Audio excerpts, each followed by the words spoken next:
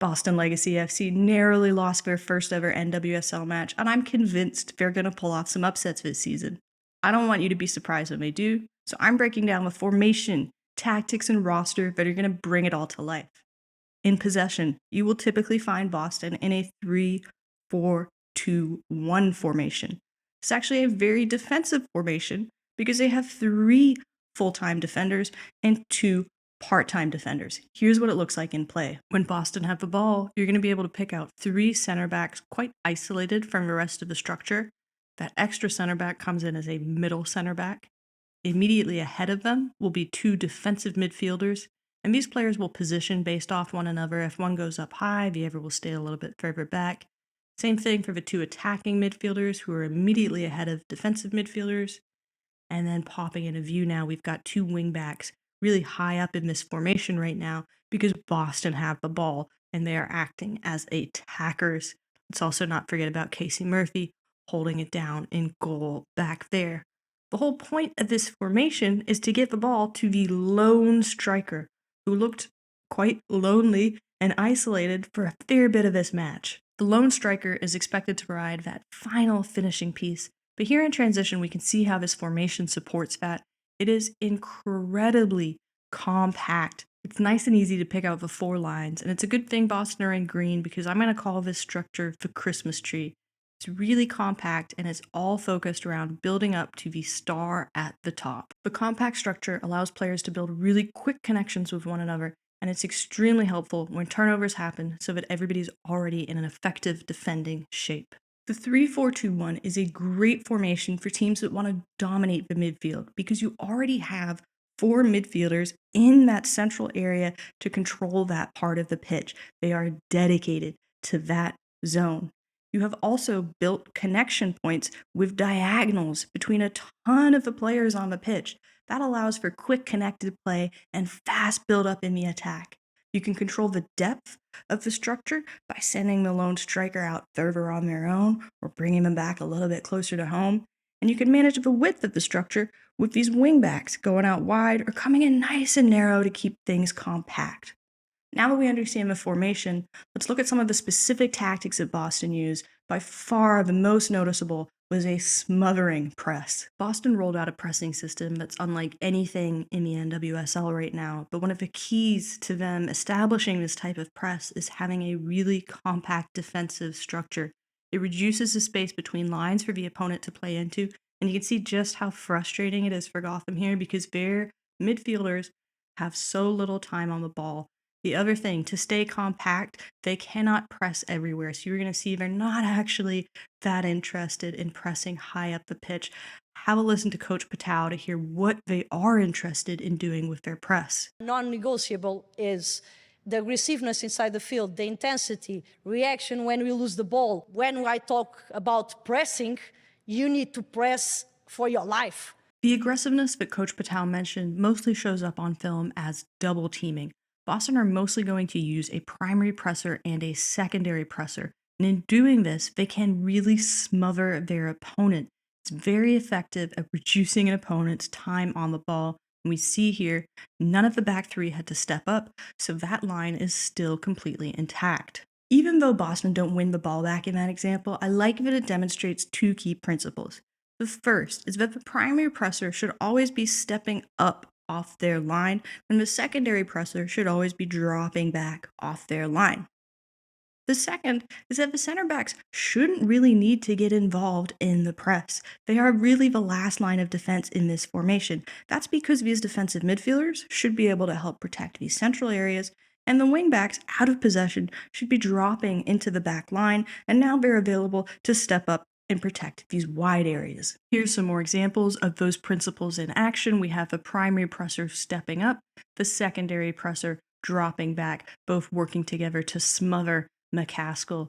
The defensive midfielder steps up, the attacking midfielder drops back, working together again. And you can see how this smothering approach really comes together. They're like a swarm of players attracted to the ball, but there is some organization amongst that chaos, you just see how effective it is. This graphic from the NWSL's match chalkboard shows tackles won in the first half of the match. I think it really drives home Boston's approach. They want to dispossess their opponent immediately. They are not looking to execute this style of chain reaction pressing that we've gotten used to seeing, that really waits for opposition to make errors. In that nice little circle, we can see they've won a whole bunch of tackles in central areas compared to Gotham, who only won 2. And even though Boston's pressure looked killer, it was the first thing Coach Patel mentioned wanting to work on in Boston's post-game press conference. Just to understand the moments that we need to jump and press, and when we need to stay more compact in some moments, and don't go every time to try to press and try to recover the balls. That tells me this pressing system is a priority for Boston, and I think once players build familiarity with their roles and responsibilities, it's only going to get better. The next tactic I want to talk about is what Boston are doing once they've won the ball. When Boston have possession, they're going to look to build with a lot of quick passes amongst the midfielders. The midfielders are going to form triangles. Those provide lots of passing options and allow them to build out very quickly and very aggressively. I loved seeing how players had really focused on their 1 and 2 touch game. I love seeing players use different surfaces of their foot. I think a lot of the quick passing here was effective, but what was missing was the final piece of this strategy. It should be little pass, little pass, little pass, long final pass. We're finally going to see one here. We get a nice switch ball into Prince. She's in space because everybody from the opposition has been drawn in by that compact structure. But that final finishing piece was what was missing for Boston. I do not think their passing patterns, their attacking movements were quite as well established as their press, but I do think it is going to come together quite quickly. I think the outline was here. I think the short passing looks good. They just need to get a little bit synced up on that long pass and that final finishing piece. So give it a week or two. I think we're going to see some improvements here quite quickly. Tactically, I was very intrigued by what I saw from Boston on set pieces. Yes, Carabali is going to serve the ball in from that position, from that angle. It's going to lead to a very enticing, very finishable ball, even with the wind being a factor. And we still haven't seen Boston's secret weapon for these set pieces. Carabali took every single corner. That consistency is going to be huge for them. It's going to help them get into a rhythm soon. And look at this reservice from her. She is clearly very talented, able to approach the ball from multiple different angles. Now that you've seen an overview of the tactics, you might be wondering what other NWSL teams will do to try and exploit any weakness in Boston's system. I think there are 2 key things that NWSL teams will be looking to do. First is lateral movement. We're going to see Katie Lampson get the ball here, moves laterally, and it's a little bit disruptive for Boston. That's because their press is so focused on somebody stepping up and somebody dropping back, vertical movements, that moving horizontally really forces a little bit of indecision and it breaks their structure up a little bit. The second thing is really keying in when those center backs are going to get involved in the press. So right here, Carabali steps up. This leaves a space in behind, which Gotham is very quickly able to identify and exploit. Then you combine that with a player error and you get your first goal. Here's another look at it. Carabali stepping up off her line, not ideal in this pressing system. We then can see we've only got 2 center backs. This means they cannot execute their roles the way they want to. Look how wide they're pulled. This is not ideal. And again, it takes a player error, but Gotham forced that error. Compare that to when Boston do have their 3 center backs. You've St. George's pressuring, Kaka covering, and Carabali balancing. You want to talk about defensive principles? That is textbook. We've talked formation, we've talked tactics, but what about the players that are going to bring it all to life? Boston's roster is full of players new to the NWSL, and here are 3 that I think are going to be standouts. I know Boston's scouting department was hard at work because this is the only footage I could find of Aïssata Traoré playing for her native Mali. You get a sense of that quickness, that acceleration she's able to offer. Boston deployed her into that lone striker role, and it was the perfect tactical setup for her against Gotham. Very quickly into the match, we could smell that she was going to be trouble for the back line, and Emily Sonnet in particular, who was tasked up with marking her most of the night. I think she looked good. I love that she is very comfortable playing off that heavy first touch, really confident in her quickness and acceleration. We've seen a lot of players come into the league recently with that ability and do very well. Also, very punishing on any error. She's going to score off one of those soon. I love her first touch. It makes her fit really well into this system, how confident she is playing off her first touch on just every different part of her body. And as soon as Gotham had this figured out, they realized they were going to have to drag her down a lot of the evening. Here's my favorite play, though. First touch in the air to herself on her right foot, tries to finish on her left foot on the volley. The only reason she misses this, she gets a little too excited. My goodness, she is going to be exceptional. Aleigh Gambone is another player I had a hard time finding footage of, but check out her YouTube channel. This is what it means to be a pro at this level, grinding it out, constantly trying to be better, constantly trying to get on people's radars. Reminded me a lot of college recruiting videos, and that I can hear the college coaches right now screaming, I don't know which player she is. However, when I could tell what player she is, I could tell that she is really, really fantastic at using her body to win challenges and wiggle out of spaces. She's got a great finish.